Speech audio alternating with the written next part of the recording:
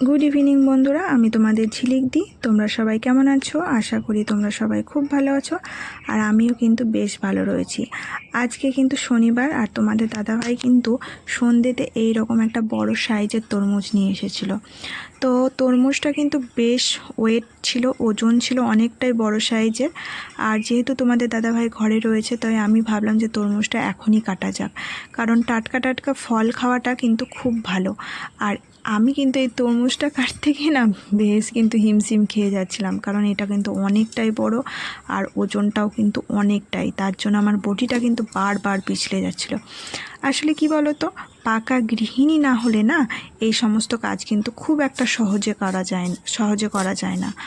আর সাধারণত মারা তো এই সমস্ত কাজ করতে এক্সপার্ট, আর আমরা তো অতটাও ভালোভাবে জানি না। তবুও যাই হোক, আমি কিন্তু তরমুজটা সাকসেসফুলিভাবে কেটে ফেলতে পেরেছি। ঠিক আছে, তো দেখো তরমুজটার ভেতরটা না কিন্তু অতটাও কিন্তু লাল নয়। এর আগের হাটে তোমাদের দাদাভাই যে তরমুজটা নিয়ে এসেছিল, ওইটা কিন্তু বেশ লাল ছিল, আর খেতেও কিন্তু বেশ টেস্টি ছিল। আর এটার ভেতরটা একটু সাদাটে সাদাটে ভাব, হালকা লাল। দেখা যাক এটা খেতে কেমন হয়। তো আমি তরমুজগুলো পিস পিস করে কেটে একটা থালে কিন্তু সাজিয়ে নিয়েছি। ঠিক আছে, ভাবলাম যে তরমুজটা যতটা খাওয়া যায় ততটাই ভালো, কারণ ফল কেটে বাসি রেখে দিলে সেটা আর কিন্তু খুব একটা ভালো থাকে না।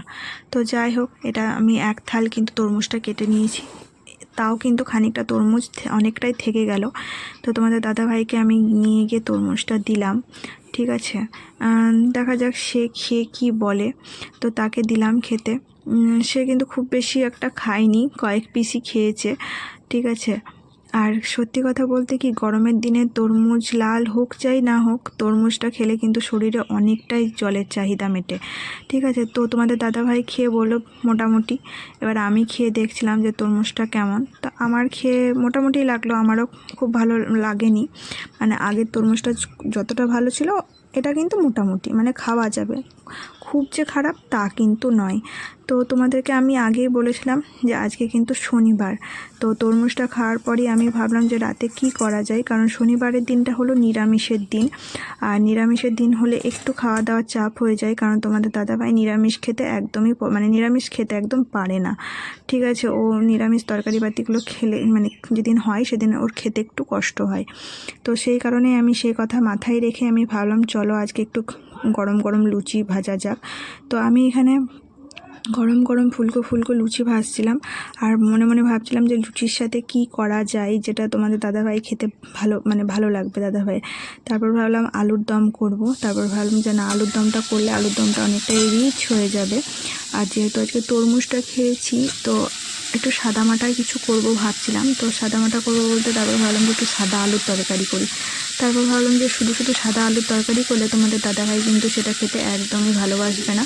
তার জন্য আমি কিন্তু এই সাদা আলুর সাথে বেশ খানিক টমেটো কেটে দিয়ে দিলাম, যাতে তরকারিটা বেশ ঝাল ঝাল টক টক আর মিষ্টি মিষ্টি হয়।